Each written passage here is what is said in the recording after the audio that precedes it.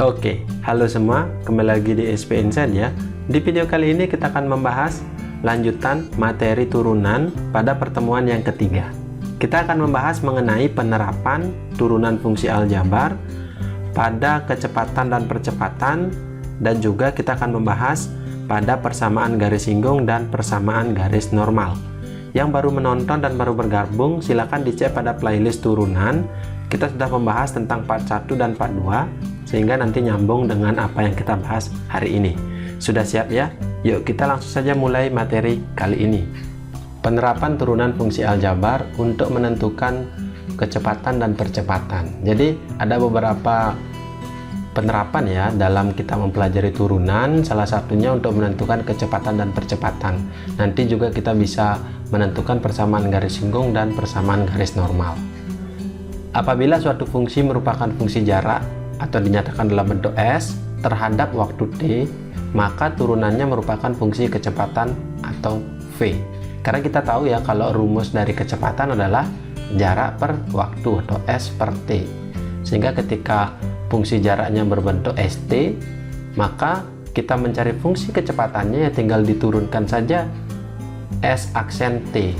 Sehingga kita dapatkan VT itu sama dengan DS per DT, atau turunan S terhadap T dengan rumus seperti ini. Ini seperti definisi turunan di part 1 ya, nanti mudah kita bahas.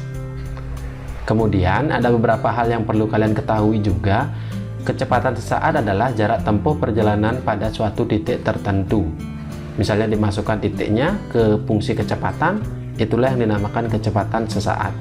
Yang kedua, kecepatan rata-rata adalah jarak tempuh perjalanan rata-rata yang dilalui setiap satuan waktu. Misalnya ada dua waktu dan dua jarak, diminta kecepatan rata-ratanya, kita tinggal menggunakan delta S ataupun selisih antara jarak dan juga dibagi dengan selisih antara waktu yang diketahui. Ini tergantung yang diminta, kecepatan sesaat atau kecepatan rata-rata. Bagaimana untuk fungsi kecepatan? Sama saja ya.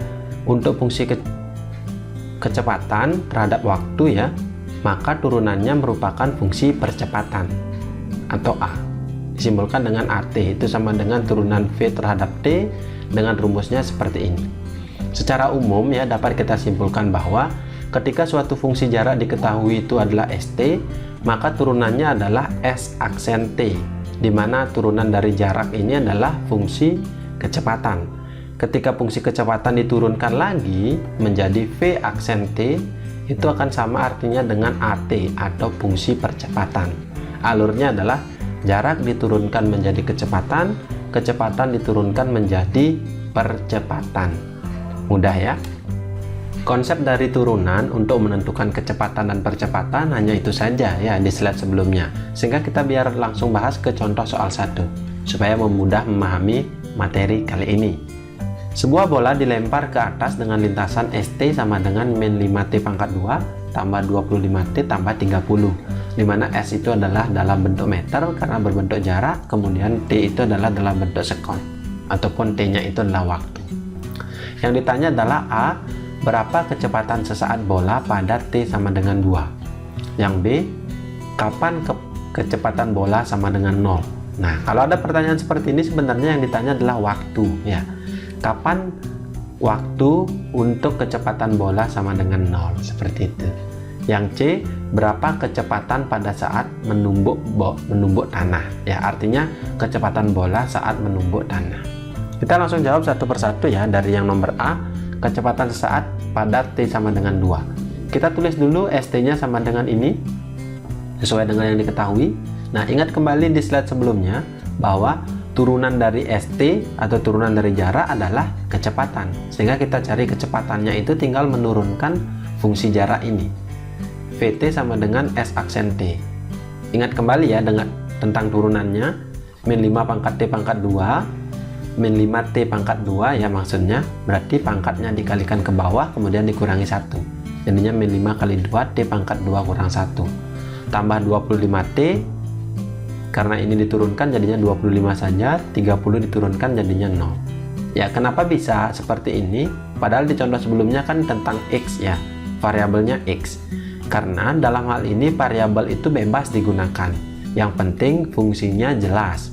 variabel yang digunakan apakah X, apakah T, apakah yang lainnya, sehingga tergantung diturunkan terhadap apa. Sehingga konsepnya sama saja seperti ini, hanya saja X nya itu kita ganti atau kita gunakan dalam bentuk T.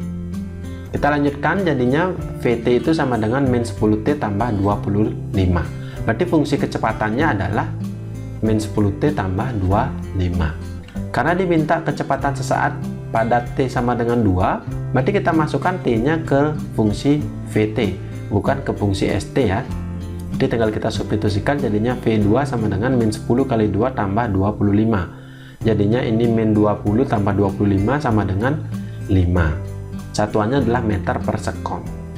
Ya, kenapa meter per sekon? Karena diturunkan satu kali, makanya dibagi sekon.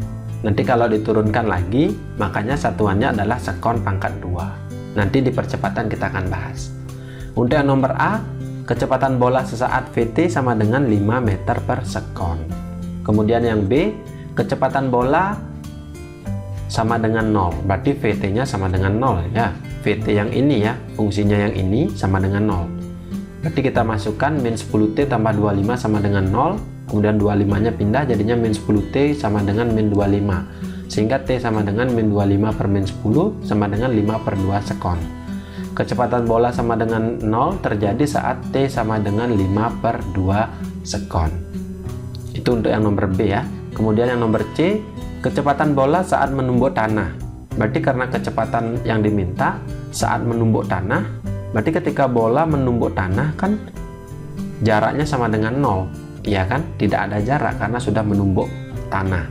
Berarti yang kita gunakan konsepnya adalah ST sama dengan 0. Berarti min 5T pangkat 2 tambah 25T tambah 30 sama dengan 0. Nah, kalau bisa disederhanakan, kita sederhanakan. Karena ini bisa disederhanakan dengan dibagi 5 semua, dibagi negatif 5 semua, kita bagi. Tergantung soalnya. Kalau tidak bisa dibagi semua, jangan dibagi, sehingga memudahkan dalam perhitungan ya. Berarti ini jadinya T pangkat 2 kurang 5T kurang 6, karena ini dibagi min 5 sama dengan 0.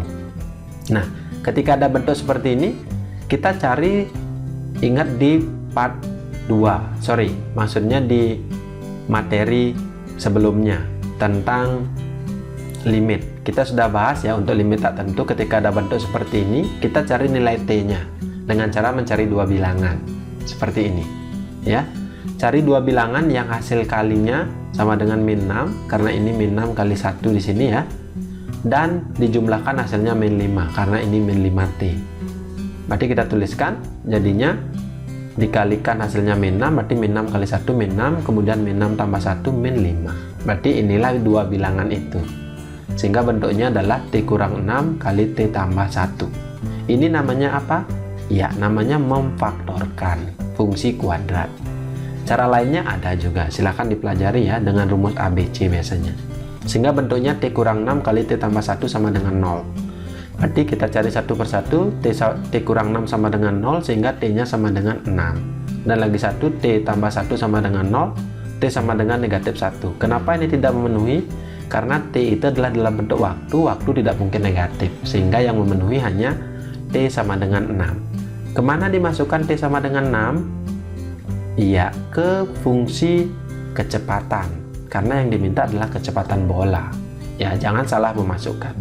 Tinggal dimasukkan, jadinya V6 sama dengan min 10 kali 6 tambah 25. Jadinya min 60 tambah 25 sama dengan min 35 meter per sekon. Kenapa ini negatif?